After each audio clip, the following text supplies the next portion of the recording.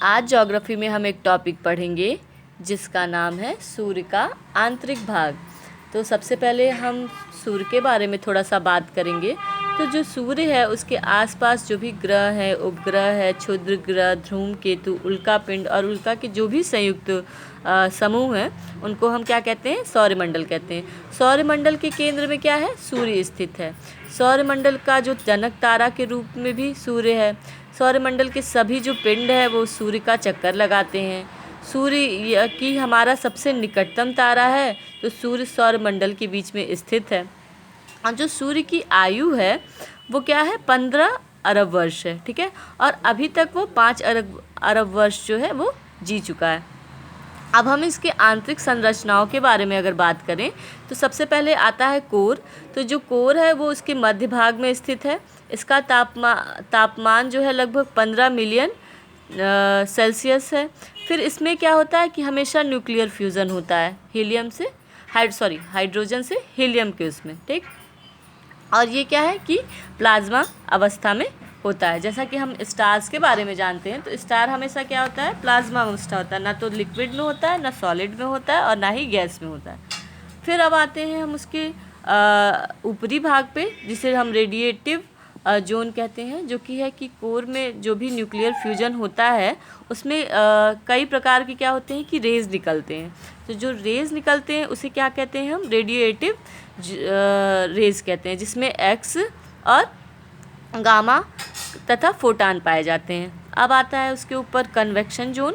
तो convection zone को में क्या होता है कि हाइड्रोजन के जो सेल्स हैं वो पाए जाते हैं। जो हाइड्रोजन के सेल्स हैं वो बनते हैं और अंदर साइड में ये थोड़े बड़े होते हैं और बाहर साइड में ये थोड़े छोटे छोटे होते हैं। अब हम बात करते हैं अगर सोलर फ्लेम की, जिसे हम सौर ज्वाला भी कहते हैं। तो जब कोर में बहुत अधिक एनर्जी बनती है तो उसमें क्या होता है कि जो भी 3 ये परतें हैं, core, radiative zone, convection zone, ये जितने भी हैं सब क्या होते हैं, उनको चीर के वो उनको पार करके वो बाहर आते हैं और बाहर आके क्या होते हैं? सौरमंडल में ये प्रवेश करते हैं, ठीक है। तो जिस ज्वाला के पास से ये तापमान आता है उसमें क्या होता है कि ये आते तो बहुत जो रेज़ आते हैं वो आते तो बहुत तेज़ी से हैं, लेकिन क्या होते हैं कि धीरे धीरे इनके रेज़ जो हैं वो इन जोन के वजह से वो कम होते जाते हैं, ठीक है। जब ये पृथ्वी के करीब से जब ये गुजरता है तो उस समय क्या होता है, इसकी जो ग्रेविटेशनल जो फोर्स होती हैं उसके इफ़ेक्ट से ये जो किरणें हैं वो क्या होती हैं? पृथ्वी पे गिरने लगती हैं। लेकिन एटमॉस्फेयर के वायुमंडल की वजह से यह विचलित क्या होते हैं? थोड़े से ये इधर उधर हो जाते हैं, विचलित हो जाते हैं। फिर क्या होता है कि जब ये विचलित हो जाते हैं तो पृथ्वी को ये क्या करते हैं? जलने से रोकता है। इसकी क्या है? 3 घटनाएं। तो सबसे पहले आता है कि जो पृथ्वी पर जो संचार में है उसमें बाधा आती है। फिर है कि एक ध्वनि है जो कि उत्पन्न होती है, जिसका नाम है विस्लर। विस्लर में क्या होता है कि जब ये रेज़ निकलते हैं तो दो तरीके के रेज़ निकलते हैं। जो ऊपर साइड में जाते हैं उसे हम ऑरोबोलिसिस कहते हैं और जो नीचे साइड में आते हैं उसे अरोरा ऑस्ट्रेलिसिस कहते हैं, ठीक है। तो जो सबसे ऊपर अरोरा बोरियोलिसिस जाते हैं उसमें जो दोनों रेज़ होते हैं उनके बीच से जो क्या कहते हैं कि साउंड निकलता है उसे हम विस्लर कहते हैं, ठीक है। अब आता है कि सोलर स्पॉट के बारे में हम बात करेंगे। तो वह ज्वाला जिसका तापमान जो है वो कम होता है और उसके पास की जो एनर्जी होती है वो भी कम होती है, ठीक है।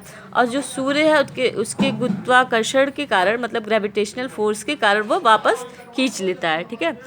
एक टाइम पे क्या होता है कि जब ये रेज़ निकलते हैं तो कुछ रेज़ जो है, सारे रेज़ बाहर नहीं आते हैं। कुछ रेज़ जो है वो कुछ रेज़ जो क्या करते हैं कि वो आते हैं फिर अपने एरिया से मुड़ के वो चले जाते हैं, तो उसे हम सोलर स्पॉट कहते हैं। उसके बाद से आता है मैग्नेटिक आर्क। तो जब जो सन स्पॉट होता है जब बनता है तो उसमें क्या होता है कि जो मैग्नेटिक आर्क होती है उसकी जो क्षमता होती है वो काफ़ी बढ़ जाती है। तो इस चुंबकीय किरणों को जो ध्रुव है वो क्या करता है? अपनी ओर खींचता है। इसी को हम क्या कहते हैं? मैग्नेटिक आर्क कहते हैं। और दूसरे बात में हम ये बीच में जो फिगर है जिसमें क्या है कि जो फुल पार्ट है उसके बारे में है। तो सबसे पहले आता है कि ये जो कोर है, फिर कोर के बाद आता है रेडिएटिव जोन, फिर रेडिएटिव जोन के बाद आता है कन्वेंशन जोन, और इसके अंदर जो बनते हैं वो फोटोस्फेयर, क्रोमोस्फेयर और कोरोना बनते हैं। आगे की वीडियो में हम कल जानेंगे।